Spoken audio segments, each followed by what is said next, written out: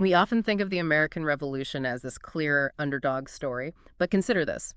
In the Battle of Bunker Hill, one of the earliest major engagements, the British Army, supposedly the best in the world, suffered more than double the casualties of the colonial militia. And here's a surprise for you. Most of that intense fighting didn't even happen on Bunker Hill itself. What's fascinating here, and crucial for you looking to grasp the essentials, is how this single battle, while technically a win for the British, fundamentally altered perceptions on both sides. Mhm. It immediately highlighted the colonists' unexpected fighting spirit and, revealed the surprisingly high cost the British would incur trying to suppress them. We've sifted through numerous historical accounts to bring you the core of this pivotal moment and explain why it still resonates. Exactly. We've got a rich collection of analyses here, offering varied perspectives on what went down. Our mission in this deep dive is simple: to provide you with a clear understanding of the Battle of Bunker Hill, the critical events, the immediate impact, and, well, its lasting significance. We're cutting through the overwhelming details to give you the essential insights. Okay, let's unpack this. To really understand the Battle of Bunker Hill, you need to picture the geographical context. Boston, in June 1775, was essentially an island, connected by a narrow strip of land, largely surrounded by water and dominated by British warships. Right. Following Lexington and Concord, a significant force of about 15,000 colonial militia had encircled the city, effectively laying siege by controlling the only land access point, the Roxbury Neck. However, the British Navy controlled the harbor, giving them a vital supply line. And the high ground around Boston was strategically vital, wasn't it? Whoever controlled those hills could position artillery and, seriously threaten the forces occupying the city. That brings us to the Charlestown Peninsula, just north of Boston. It's connected by the very narrow Charlestown Neck and juts right into the harbor. Now, on this peninsula were two key hills: Bunker Hill, further inland and about 110 feet high, and Breed's Hill, much closer to Boston, standing at a modest 62 feet. Mhm. Here's where it gets really interesting for you. After their retreat from Concord, the British ended up back in Charlestown, but initially didn't fortify either of these strategically important hills, essentially leaving the entire peninsula open. Precisely. The British command, under General Gage, along with the newly arrived generals Howe, Burgoyne, and Clinton, were formulating their own plans. Their strategy, finalized around June 12th, involved first securing Dorchester Neck, fortifying Dorchester Heights to the south, and then focusing on the colonial forces in Roxbury. Okay. Only after securing their southern flank did they intend to occupy the Charlestown Heights and push back the colonists in Cambridge.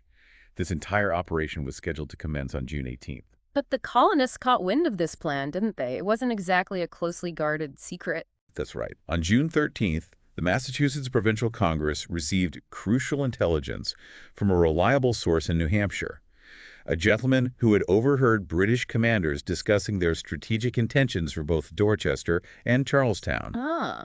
This information quickly reached the Massachusetts Committee of Safety, who, on June 15th, made the decisive call to strengthen their defenses. So General Ward then directed General Israel Putnam to establish fortifications on the Charlestown Peninsula, specifically mentioning Bunker Hill.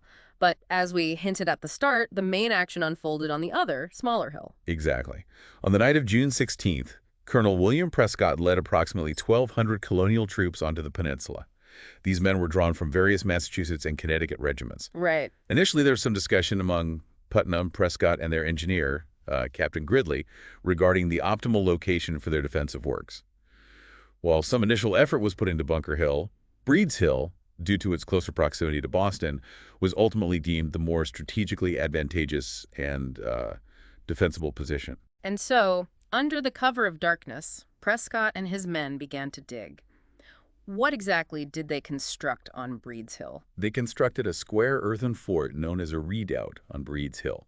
It was roughly 130 feet on each side and involved digging ditches and creating earthen walls about 6 feet high. Okay. Inside this redoubt, they built a wooden platform that allowed the defenders to stand and fire effectively over the top of the walls. For you, understanding this basic structure is key to visualizing the British assaults. Now, you can only imagine the surprise that greeted the British when daylight broke and they saw these fortifications that had seemingly appeared overnight. Absolutely. General Clinton, who had conducted a reconnaissance the previous night and already suspected some colonial activity, had attempted to warn Gage and Howe to prepare for a potential dawn attack. Right. However, it was a sentry aboard HMS Lively who officially spotted the newly erected redoubt around 4 a.m. The Lively promptly opened fire, causing a brief disruption to the Colonial work. Admiral Grays initially ordered the firing to cease, reportedly annoyed that he hadn't authorized it himself, but General Gage countermanded this order once he fully assessed the situation in the morning. And then the harbor erupted, didn't it? Pretty much. Gage ordered all 128 guns in the harbor, along with the artillery batteries on Copp's Hill and Boston, to commence firing on the Colonial position. However, this massive barrage had a surprisingly limited impact. Really? Why was that? Well, the hilltop fortifications provided enough elevation to make accurate targeting difficult for the ship's guns, and Copp's Hill was just too distant to be truly effective. I see. Nevertheless, some shots did find their mark, resulting in the first American casualty and, critically, damaging their entire water supply. For you, this highlights how even overwhelming firepower isn't always decisive. That loss of water must have been a significant setback. And it also made Prescott realize another critical vulnerability in their position. Precisely. As the sun rose, it became clear that the redoubt was susceptible to being flanked on both the east and west sides. Recognizing this danger, Prescott quickly ordered his men to begin constructing a breastwork extending eastward down the hill. Okay. Unfortunately, their limited manpower prevented them from building similar defensive works to the west of the redoubt. This lack of western defenses would later prove significant. So the British are now faced with this fortified position scaring them down. What was their immediate reaction, and what plan of attack did they formulate? Well, the British generals convened a council to decide their course of action. Clinton advocated for a swift attack across the Charlestown Neck to cut off the Colonial forces' retreat, essentially aiming to, isolate and starve them out. That sounds logical. It does. But Howe and the other senior officers rejected this proposal, fearing their own troops could be caught in a crossfire. Ah, okay. Howe, as the senior commander, took charge of devising the assault plan. His strategy involved a significant flanking maneuver around the Colonial left, intending to attack them from the rear, while Brigadier General Piggott would lead a direct frontal assault on the redoubt, and Major Pitcairn would command the flank or reserve force. And they were pretty confident. Oh, yes. Adding to their confidence, General Burgoyne famously dismissed the Colonial militia as untrained rabble, who would pose no real challenge to their trained troops, further solidifying their decision for a direct engagement. This underestimation, as you'll see, proved costly. It sounds like they were expecting a relatively easy victory, but it actually took them quite a considerable amount of time to organize their forces, didn't it? It did indeed. It took a full 6 hours for the British to assemble their infantry force and prepare for the attack. Howe's initial landing at Moulton's Point on the eastern side of the peninsula involved approximately 1,500 men. However, upon observing the surprisingly large number of Colonial troops on what he mistakenly believed to be Bunker Hill, likely reinforcements moving around, he immediately requested additional troops from Gage. And while waiting. While awaiting these reinforcements, his troops even took the time to eat, highlighting their initial underestimation of the situation and, lack of urgency. This delay gave the colonists more time to solidify their positions. Meanwhile, Prescott was also urgently requesting reinforcements. Were many able to reach them? Some crucial figures did arrive. Notably, Joseph Warren, a prominent leader of the Massachusetts Committee of Safety, and Seth Pomeroy, a seasoned militia leader, both reached the peninsula and chose to fight as infantry despite holding higher civil or militia ranks. Wow. Prescott directed Captain Knowlton's Connecticut men to defend the critical left flank, which was vulnerable to Howe's planned flanking maneuver. They utilized a makeshift breastwork constructed from a dirt wall, topped with fence rails and hay. They also dug 3 small V-shaped trenches to further strengthen their position. Reinforcements for this vital flank included about 200 men from the 1st and 3rd New Hampshire regiments under Colonels John Stark and James Reed. Their timely arrival filled a potential gap in the Colonial line that Howe could have exploited had he attacked earlier or, with a more comprehensive understanding of the Colonial deployments. And they established a strong defensive line along that left flank, if I recall correctly. Absolutely. Stark's men positioned themselves strategically along the breastwork at the northern end of the Colonial line. Observing that the low tide had created a potential opening along the Mystic River to the north, they quickly extended their defenses with a short but crucial stone wall right to the water's edge. Ah, adapting to the terrain. Exactly. Stark famously issued the order to his men not to fire until the British were extremely close. He even placed a stake approximately 100 feet out as a visual marker. For you, this demonstrates a clear understanding of their limited ammunition and the need for maximum impact. It sounds like the colonists, despite being outnumbered and lacking the experience of the British regulars, were effectively leveraging their position. However, there were still significant issues with coordination and command behind the lines, weren't there? That's a crucial point. While some reinforcing regiments did manage to arrive, including units under Colonels Brewer, Nixon, Woodbridge, Little, and Major Moore, along with Callender's artillery company, the situation behind the colonial lines was marked by considerable confusion. How so? Many units dispatched to assist stopped before even crossing the Charlestown Neck due to the ongoing British naval fire. Others reached Bunker Hill but lacked clear direction on where they were needed most. The overall command and control structure was weak, with General Putnam struggling to effectively direct the flow of men and resources, leading to orders being misunderstood or simply ignored. Yikes. One contemporary observer vividly described a scene where never was more confusion and less command. This lack of cohesive leadership would have significant consequences as the battle wore on. By 3 p.m., the British reinforcements had arrived, and they were finally ready to launch their attack. What was the nature of this initial phase of their assault? The first British assault was designed as a multi-pronged attack. Brigadier General Pickett's forces assembled south of Charlestown Village, but immediately began to take sniper fire from the buildings. From the town itself? Yes.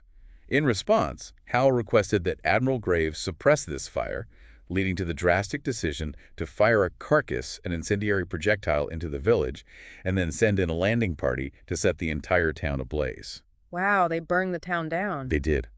The resulting smoke and flames created an eerie and surreal backdrop to the impending clash. For you, this detail underscores the brutal realities of 18th century warfare. So, amidst the burning town, Howe launched his main attack against the Colonial left flank. Exactly. Howe personally led the light infantry companies and grenadiers against the American left at the rail fence, seemingly confident of an easy victory against Stark's relatively fresh troops. His light infantry advanced in column along the narrow beach, their objective being to outflank the far left of the Colonial position, while the grenadiers formed up in the center, deploying in a dense formation 4 ranks deep. And Pig. Simultaneously, Pickett was tasked with a feigned assault on the redoubt with his regiments and Pitcairn's Marines, intended to draw Colonial attention away from Howe's main effort. Just prior to the British advance, the Americans reinforced their position at the rail fence with 2 artillery pieces that had been brought down from Bunker Hill. But the British assault didn't unfold as they had envisioned, did it? Not at all. Howe had intended for an artillery barrage to precede his infantry advance, but they quickly discovered a critical logistical failure. Their field guns had been supplied with the wrong caliber of ammunition, causing a significant and disruptive delay. Oh, that's bad. Very bad.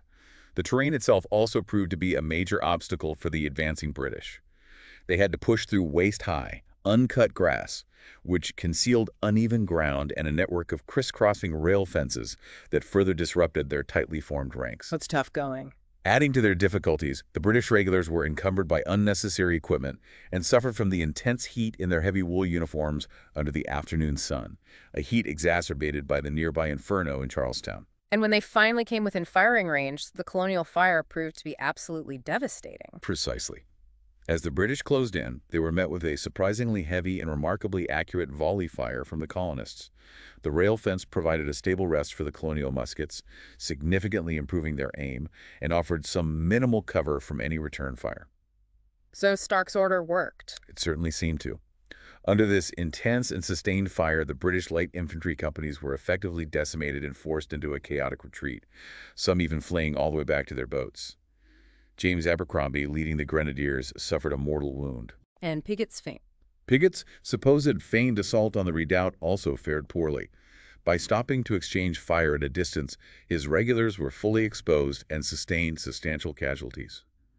Harassed by continued sniper fire emanating from Charlestown, Pickett was compelled to order a retreat after witnessing the complete failure of Howe's advance on the left. This first assault clearly demonstrated the unexpected effectiveness of the Colonial defense. So the first assault was a significant setback for the British, a bloody nose, if you will. But they didn't abandon their efforts there, did they? No, they didn't. The British regulars reformed on the field, having to advance once more across ground littered with their dead and wounded comrades. Grim. This time, Pigot's attack on the redoubt was no longer a feint. It was a direct assault, potentially lacking the coordinated support of Howe's forces, who again directed their efforts towards Knowlton's position at the rail fence. And the result? The outcome of this second attack mirrored the first with grim similarity, the British suffering extraordinarily heavy losses. One British observer recounted in disbelief that most of our grenadiers and light infantry, the moment of presenting themselves, lost 3/4 and many 9/10 of their men. Some had only 8 or 9 men a company left. Unbelievable losses. Pigot's direct assault on the redoubt also failed to make headway, and after nearly 30 minutes of ineffective volley fire against the entrenched Colonials, he too was forced to order a retreat. This repeated failure underscores the colonists' tenacity. It sounds like the colonists were holding their own remarkably well, especially considering their lack of formal military training. They were putting up a truly fierce and determined resistance. However, the underlying issues of confusion and lack of coordination within the colonial ranks persisted. General Putnam made repeated attempts to send more troops from Bunker Hill to reinforce the hard-pressed defenders on Breed's Hill, but these efforts were largely unsuccessful. And ammunition was running low. Critically, yes. They were also facing a rapidly dwindling supply of powder and ammunition, and desertions were becoming an increasingly significant problem. By the time the third British assault was launched, the colonial force remaining on Breed's Hill had dwindled to approximately 700–800 men, with only about 150 still within the redoubt itself. That's not many? No. In a stark example of the desperation of the situation, Captain John Chester of Connecticut was even compelled to order his own men to level their muskets at a retreating company to force them back into the fight. The British must have recognized that their initial tactics were failing and that they needed a fundamentally different approach for their third attempt. They did. The British rear areas were also becoming increasingly chaotic, with the sheer number of wounded soldiers overwhelming the available medical support and the landing zones. Recognizing the gravity of the situation, Howe sent an urgent plea to Clinton and Boston for additional troops. And Clinton responded. Clinton responded by dispatching around 400 men from the 2nd Marines and the 63rd Foot, and even personally crossed over to Charlestown Peninsula to help rally the remaining forces. He also managed to persuade approximately 200 walking wounded to join the ranks for this final push. Wow, rallying the wounded. This time the assault focused almost exclusively on the redoubt itself, with only a minor diversionary feint directed at the colonial flank.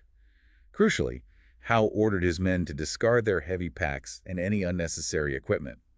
They also adopted a more effective tactical formation, advancing in dense column formations instead of the extended lines that had proven so vulnerable in the earlier attacks. And this concentrated attack finally managed to break the colonial defense, didn't it? Tragically, yes. The third British assault finally succeeded in overwhelming the redoubt.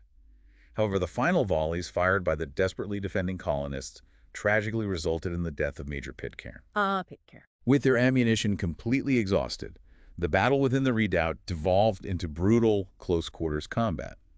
Here, the British regulars held a significant advantage due to their fixed bayonets, a weapon that most of the colonial militia lacked. Right, the bayonet charge. Colonel Prescott himself was among the last to leave the redoubt, reportedly using his saber to parry bayonet thrusts.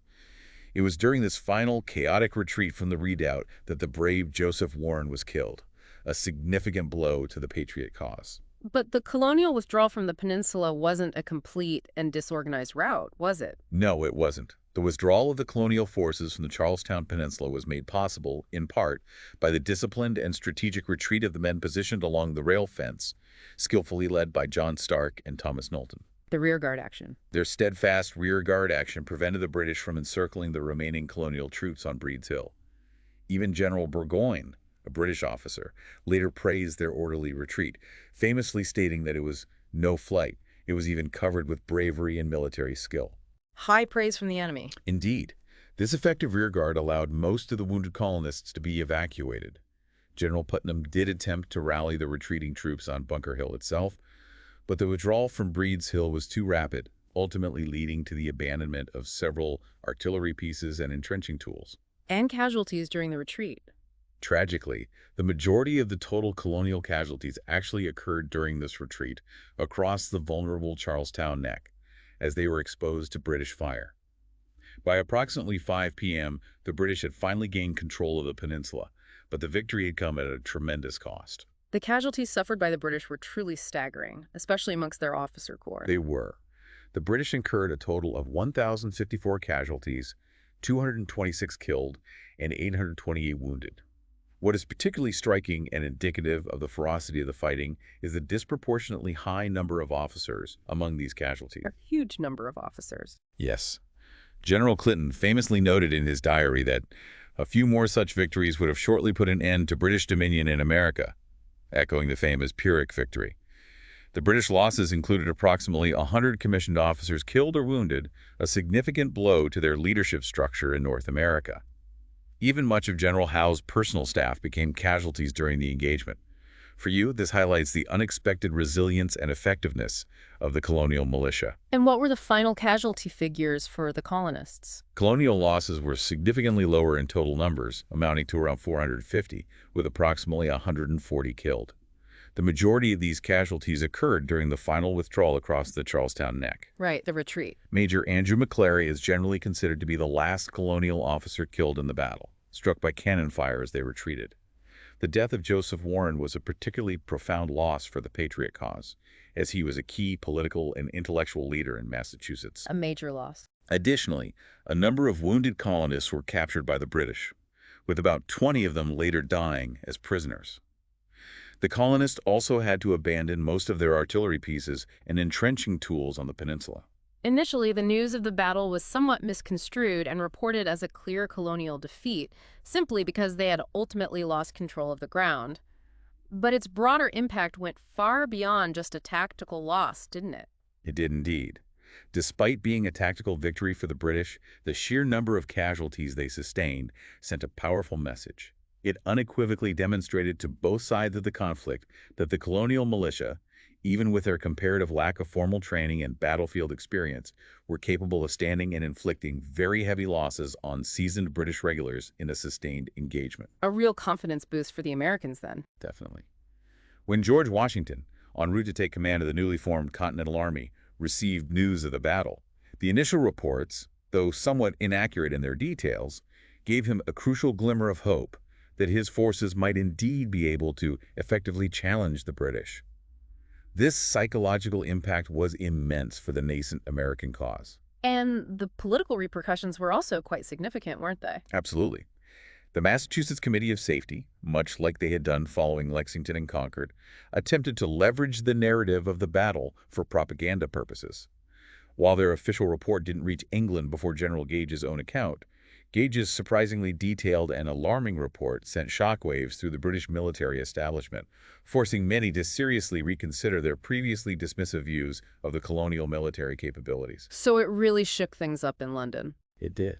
King George III's attitude towards the American colonies hardened even further in the wake of this costly victory, potentially contributing to his subsequent rejection of the Continental Congress's Olive Branch Petition, which was a last-ditch effort for reconciliation, and his eventual proclamation of rebellion. Which pushed more colonists towards independence. Exactly. This hardening of British policy, in turn, further galvanized support for the cause of independence among the American populace, particularly in the more hesitant southern colonies. Gage himself was ultimately dismissed from his command shortly after his report reached London, and in his later assessments, he repeatedly warned the British government that a substantial army, potentially including foreign mercenary troops, would be absolutely necessary to effectively subdue the rebellious colonies. It's remarkable how a single battle could trigger such far-reaching political consequences. Now let's delve a little deeper into the specifics of the battle itself. What were some of the critical tactical decisions, both successful and unsuccessful, made by each side? Well, from the colonial perspective, the initial decision to fortify Breed's Hill instead of the designated Bunker Hill, possibly deviating from direct orders, stands out as a significant tactical choice with profound strategic implications. Riskier, but closer to Boston. Right. While positioning their main defense closer to Boston presented a more immediate threat to the British, it also exposed their forces to greater risk of naval gunfire and flanking maneuvers. The colonial fortifications themselves, while effective in the short term, were somewhat hastily constructed, and the vulnerability of the redoubt's flanks wasn't fully appreciated until the morning of the battle, leading to the belated and insufficient construction of the rail fence to the east.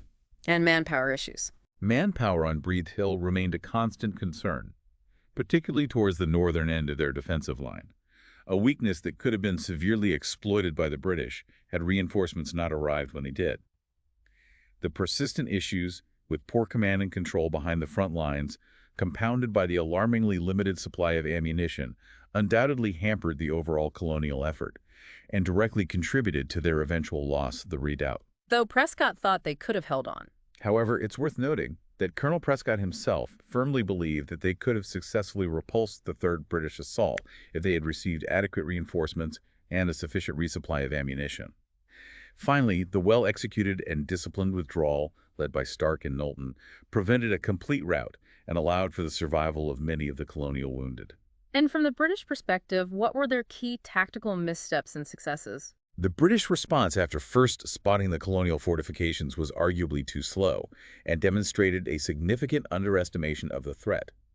It took them approximately 10 hours from the initial sighting to finally launch their first assault, granting the colonists valuable time to further strengthen their defenses. That crucial delay. Exactly. Yeah. The overconfidence displayed by Gage and Howe, who seemed to believe that a direct frontal assault would be easily successful against what they perceived as an inferior and untrained force, led them to dismiss the possibility of a less costly encircling maneuver that Clinton had proposed. Underestimating the enemy. Their initial assessment and underestimation of the colonial militia proved to be a critical miscalculation that directly contributed to their heavy casualties.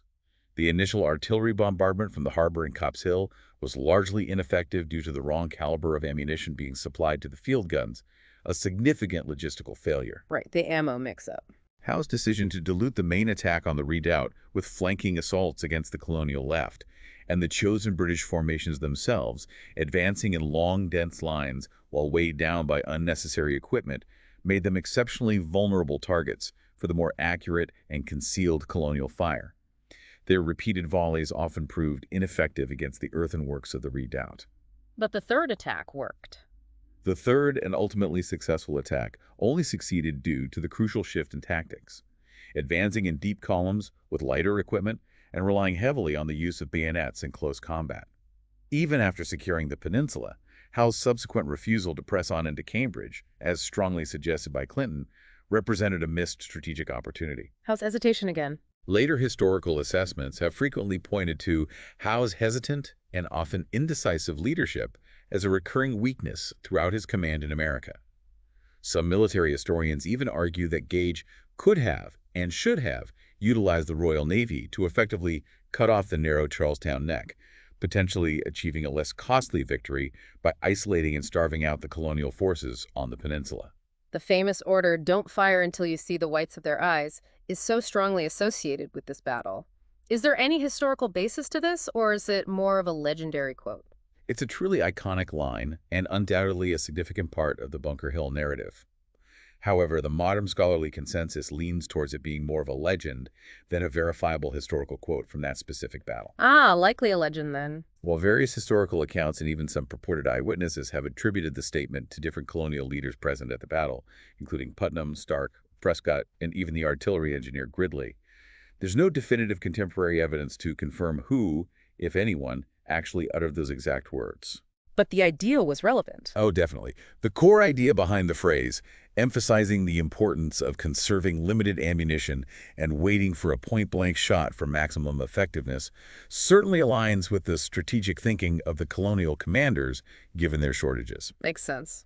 It's also important to note that similar sentiments and even similar phrasing can be traced back to military leaders and tactical manuals predating the American Revolution, including references to Gustavus Adolphus in the 17th century and General Wolfe's instructions at the Plains of Abraham.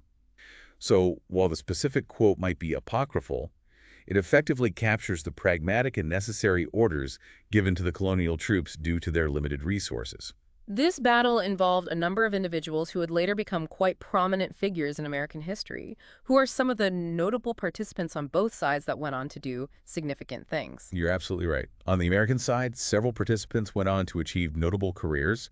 Henry Dearborn and William Eustis both distinguished themselves further during the war and later held prominent political positions. Okay, others like John Brooks, Henry Burbick, Christian Febiger, Thomas Knowlton, and the indomitable John Stark all became well regarded for their subsequent service in the Continental Army, with Stark, of course, famously earning the enduring moniker Hero of Bennington. Hero of Bennington, right. It's also important to acknowledge that free African Americans, including individuals like Barzillai Lou, Salem Poor, and Peter Salem, fought bravely in the battle, demonstrating their commitment to the patriot cause. Even Daniel Shays, who would later lead the famous Shays Rebellion, was present at Bunker Hill. Shays, too. Interesting. And the British? On the British side, notable participants included Lieutenant Colonel Samuel Birch, Major John Small, Lord Rawdon, and of course the commanding generals William Howe and Henry Clinton, as well as Major John Pitcairn, whose death in the final assault we discussed. It's a fascinating detail for you that John Trumbull's famous painting depicting the battle is actually an allegorical representation rather than a strictly literal one. And it even includes John Small, a British officer, in a somewhat sympathetic role aiding the mortally wounded Warren. The Battle of Bunker Hill clearly holds a significant place in American historical memory. How is it commemorated and remembered today? It certainly does. The most prominent and enduring commemoration is undoubtedly the Bunker Hill Monument, the impressive 221-foot granite obelisk that stands on Breed's Hill. The big monument, yeah. The cornerstone for this monument was laid on the 50th anniversary of the battle in 1825 by the Marquis de Lafayette, with a truly significant and memorable address delivered by Daniel Webster. Even the design of the modern Leonard P. Zachem Bunker Hill Memorial Bridge in Boston was intentionally chosen to evoke the shape of this iconic monument. Ah, the bridge design. Clever. You can also find a notable statue of Colonel William Prescott in Charlestown, commemorating his leadership during the battle. The National Park Service operates a comprehensive museum near the monument as part of the Boston National Historical Park, which features an immersive cyclorama depicting the battle. Oh, the cyclorama. I've heard of that. In nearby Cambridge, you can find smaller but significant monuments marking the location where Prescott's troops assembled prior to marching to Charlestown, and another commemorating the Committee of Safety. Bunker Hill Day, observed annually on June 17th, remains a legal holiday in Suffolk County and the city of Somerville, with various parades, reenactments, and commemorative events taking place. Still a holiday there. Over the years, the battle has even been honored on 4 different United States postage stamps. These various forms of commemoration help to ensure that the memory and significance of this pivotal early battle of the American Revolution continue to be recognized and remembered. It's also worth reiterating for clarity that the Boston of the 18th century was indeed a peninsula. Much of the surrounding land has been filled in over the centuries, resulting in the slightly different geography of the modern city. So, having delved into all the details, what would you say is the most crucial takeaway for you, our listener, to remember from this deep dive into the Battle of Bunker Hill? The key insight for you is understanding that the Battle of Bunker Hill, while ultimately a tactical victory for the British forces, served as an incredibly powerful and impactful demonstration of colonial resolve and fighting spirit. That resolve. It unequivocally showed that even a relatively inexperienced American militia could stand their ground and inflict substantial casualties on seasoned British regulars in a major engagement. The surprisingly high cost of this victory for the British sent a stark warning to the Crown and significantly fueled the growing momentum towards American independence. Changed the whole dynamic. It effectively shattered the initial British illusion of easily suppressing the rebellion and instilled a newfound and crucial sense of confidence within the colonial forces, proving to them that they were indeed a force to be reckoned with in the long and arduous struggle for independence. Circling back to that initial surprising statistic about the disproportionate British casualties for what seemed like a small piece of ground, it really makes you think. Considering the immense cost for the British in this early stage of the conflict, how might this battle have fundamentally reshaped the strategic thinking and overall approach of both sides as the Revolutionary War progressed? Did it perhaps lead the British to adopt more cautious tactics and the colonists to feel more emboldened in their ability to resist than they might have otherwise? It's certainly a critical aspect to ponder. Absolutely. If you're interested in exploring this pivotal battle or the wider context of the American Revolutionary War further, I would highly recommend visiting the Boston National Historical Park, delving into the resources available on the websites of various historical societies, or exploring some of the excellent historical accounts and analyses that we've touched upon in this deep dive. There's always more to learn and discover about this fascinating and transformative period in history.